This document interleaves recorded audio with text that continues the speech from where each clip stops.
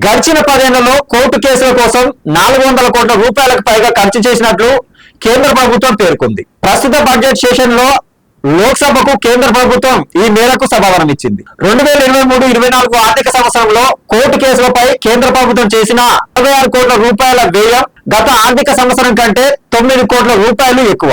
Covid మహమ్మారి ప్రబలిన 2 ఏళ్లను మినహాయిస్తే 2014-15 నుండి లిటిగేషన్ పై చేసిన మొత్తం పెరిగినట్టు తెలిపింది. 2014-15లో కేసులపై 26.64 కోట్ల రూపాయలు ఖర్చు చేయగా 2016 నాటికి ఆ ఖర్చు 37.43 కోట్ల రూపాయలకు పెరిగింది.